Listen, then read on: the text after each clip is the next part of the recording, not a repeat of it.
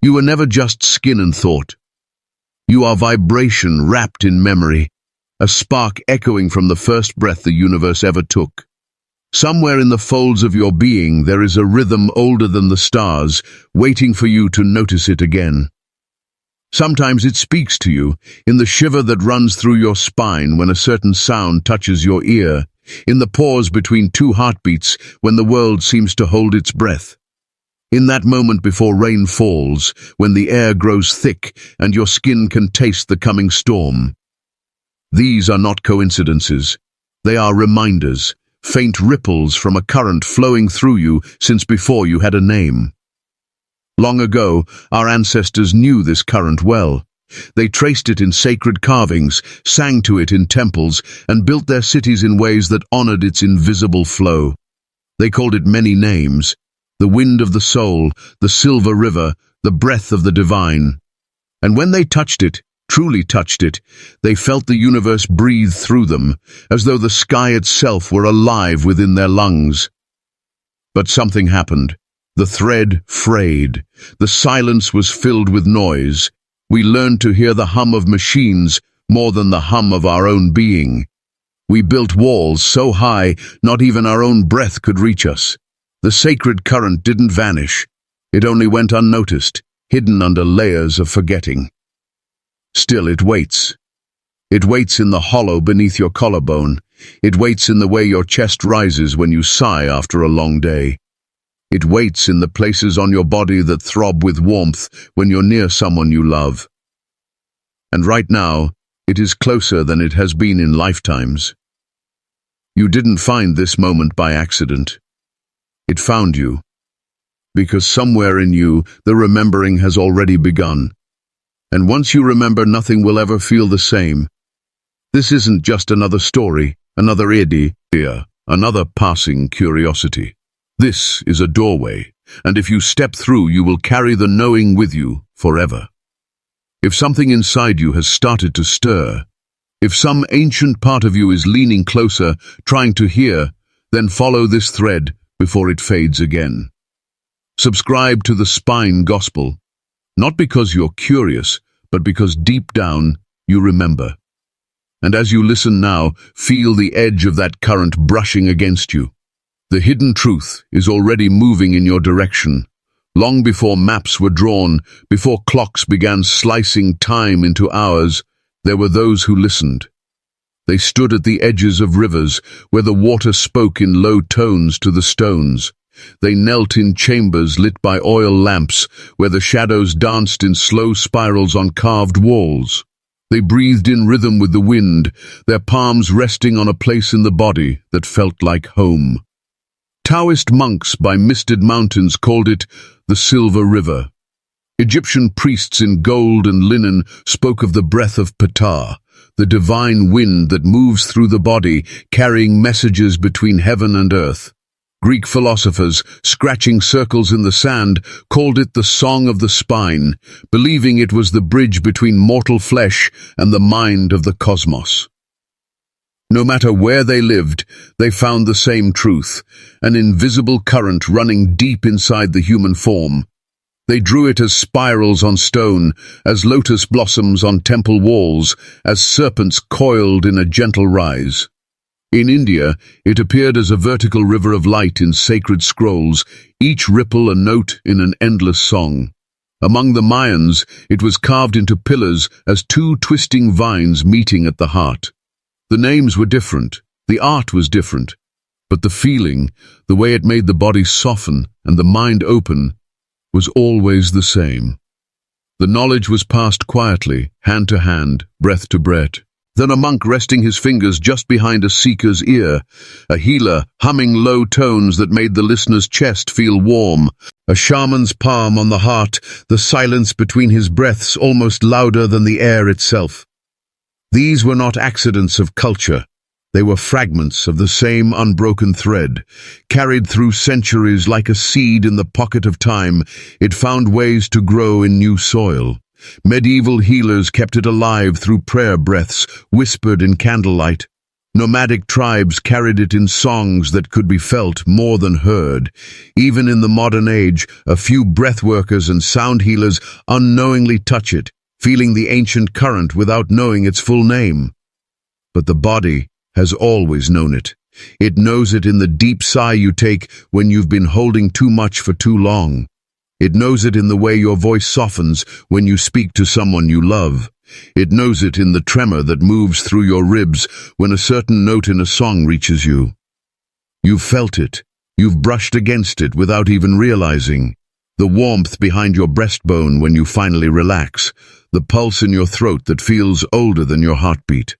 The sudden stillness that can arrive in the middle of chaos, as if something beyond you has taken a breath, and you've breathed with it. Modern science has given this ancient current a new name, one drawn not from myth but from anatomy. But the truth is the label doesn't matter. The body's language hasn't changed. Still, something stands in the way. The same world that gave us electricity and steel has also filled our air with constant noise. We hear engines more than rivers, see screens more than skies, and in that bright distraction, the thread slips out of reach. This forgetting is not an accident. It is the illusion we have learned to live inside. They taught you that your breath is just air, that your heartbeat is just a pump, that your body is only flesh. But what if that was the greatest illusion of all? The ancients never separated the physical from the spiritual. To them, the body was not a cage, it was an antenna. Every pulse, every inhale, every vibration was a signal. Not just within you, but to the living fabric of the universe itself. And the vagus nerve, this shimmering thread running from your brain to the core of your body, was the tuning dial. Modern science calls it the wandering nerve because it travels to places no other nerve dares to go, your heart, your lungs, your gut. But ancient mystics knew it by another name, the breath of the divine. They believed it was the bridge between human perception and the breath of the cosmos, a channel where the soul could whisper to creation and creation could whisper back. Yet somewhere along the way, this truth was buried.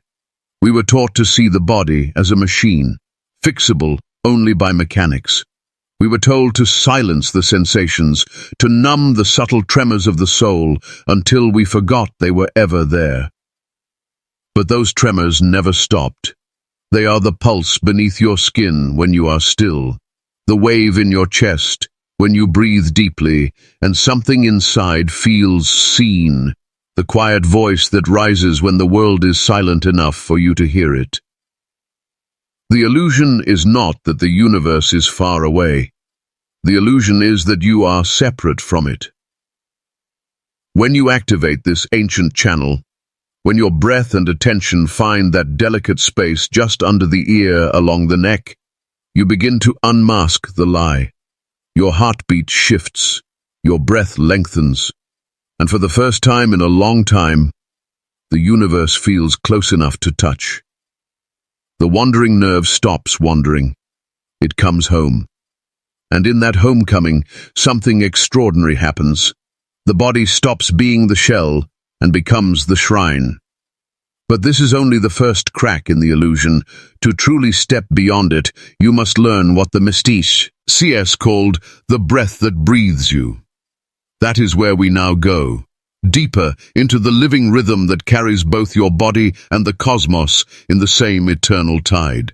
They called it sacred architecture, but it was never just stone and mortar, it was memory, carved into the bones of the earth. Every pillar, every shadow, every echo in those halls was an instruction, not for the hands, but for the soul. The ancients aligned their temples to the stars, not because they feared the sky, but because they remembered they came from it. The Great Pyramid's sides kissed the four cardinal directions, its shafts pointed like silent prayers toward Orion and Sirius. It was not a tomb, it was a tuning fork, built to make the human heart vibrate in harmony with the universe itself. In Egypt's mystery schools, the initiate was led into total darkness, stripped of all names, all past, all certainty. Days later, they emerged into blinding light, reborn, their breath aligned with the breath of the cosmos. The Sumerians had their ziggurats, the Vedic sages had their fire altars, each a different shape, yet each mapping the same invisible journey, from dust to flame to the eternal. The symbols they left behind were not decorations for palaces, they were keys. The Ankh, the looped cross, was not a pretty charm. It was a map of eternal life, the circle for the unseen, the cross for the seen, a reminder that the two must be united within. The spiral, found on stones older than writing itself, was the soul's own fingerprint, a pattern of return, reminding us that all journeys curve back to the source. The tree of life, its roots deep in the underworld, its branches touching the heavens, whispered that we are both grounded and infinite, mortal and immortal, all at once. And yet, somewhere in the long corridor of time, the chain was broken. Kings replaced sages. The blueprint was buried, its meanings whispered only in secret chambers, its symbols hollowed out and sold as ornaments. But the stone still hums, the stars still speak, and those who stand in the right place at the right moment can still feel the pulse of the original design. For the blueprint is not lost, it sleeps within you. And if you know how to awaken it, it will lead you back to the fountain that has never run dry. Next, we will step beyond knowing the design. We will step into activating it and letting it draw us home. Long before medical charts, MRI scans, or ergonomic chairs, our ancestors saw the human body as something far more than muscle and bone. They saw it as a temple, a living, breathing sanctuary for the soul. In their eyes, every curve of the spine, every angle of the joints, every rhythm of the breath was sacred geometry in motion. The sages of India spoke of nadis, subtle channels through which life energy, or prana, flowed. The Chinese mapped meridians, invisible rivers of qi that determined health and harmony. In the temples of ancient Egypt, healers whispered about serpent currents rising through the spine, awakening the mind to divine wisdom. And though their languages differed, their maps told the same truth. The body was a gateway to the heavens, and alignment was the key to unlocking it. In India's yogic tradition, the spine was known as Meru Danda, the sacred mountain at the center of the body, mirroring Mount Meru, believed to be the cosmic axis around which all existence revolves. To them, misalignment wasn't just physical discomfort, it was a disruption in the spiritual current that connected the individual to the universe. The Chinese saw a similar truth. Their meridian lines, traced by healers over thousands of years, all converged in ways that made the spine the central conductor. If energy could not travel freely through these channels, illness, physical, emotional, and even spiritual, would follow. And in Egypt, where hieroglyphs spoke in symbols, the Djed pillar, a tall, column-like glyph, stood for stability and alignment. It was more than a cultural emblem. It was a visual representation of the human spine, charged with the power to channel divine force. Ancient cultures didn't just map these pathways, they built daily rituals to keep them open. In India, chants like Om were more than prayers. They were vibrations designed to echo down the spine, shaking loose what was stagnant. In China, slow, deliberate movements like Qigong guided qi along its proper course, much like irrigation channels guiding water to thirsty crops. In Egypt, sacred ceremonies involved rhythmic drumming and the ringing of sistrums, each sound frequency believed to awaken dormant currents in the spine. Even posture itself was treated as a spiritual act. Priests standing tall before altars, healers positioning their bodies in ways that mirrored cosmic balance. Ancient builders didn't separate the human form from the universe. It was all one blueprint. Temples, altars, and pyramids often mirrored the symmetry and alignment of the human body. Standing in the center of certain stone circles or sacred halls, one could feel the same balance that comes from a perfectly aligned spine. The human body was their microcosm, the axis mundi, the world axis that connected heaven and earth. To stand tall and aligned wasn't just healthy posture, it was a declaration. I am the bridge between the cosmic and the earthly. Today, these ideas are resurfacing in ways science is only beginning to understand. Somatic therapists speak of stored trauma lodged in the body, waiting to be released through mindful movement. Yoga practitioners rediscover what sages knew, that the breath and spine are inseparable partners in healing. And as you align yourself physically, something remarkable happens. You begin to align internally. The weight in your chest feels lighter. The restless noise in your mind grows still. You remember, almost instinctively, what the ancients tried to tell us. When the body is in harmony, the spirit listens more closely. But there's still a more intimate truth to uncover, because alignment isn't just about your body and the past. It's about how you meet your present. In the next step of our journey, we explore how your posture and energy shape your emotional resilience and spiritual awakening in ways you may never have imagined. You have carried the signal all along. It has whispered through your heartbeat, swayed in your breath, and shimmered in those rare moments when the world fell silent around you. The ancients never taught you to find it. They only taught you how to remember. In that remembering, there is no distance to travel. The source has never been out there. It has been folded into the architecture of your own being, sewn into the threads of muscle, breath, and thought. Every cell is a prayer in motion, every nerve a silver river returning home. The body is not a cage, it is the living bridge, feet pressing into the earth, skull cradled by the heavens. You exist at the precise meeting point of matter and spirit, and in this position you were designed to carry messages between both realms. There is a way to return without moving an inch. You close your eyes, let the breath gather itself, and follow it inward, not forcing, not seeking, only listening. In that listening, the hum grows louder, the static fades, and you begin to sense that the breath is not entering you. It is returning to where it has always belonged. Ancient blood remembers this. Before words, before temples, before the long forgetting, those who came before you knew how to stand in this current, how to let it pass through them without resistance, how to live as a doorway rather than a wall. That memory is not lost.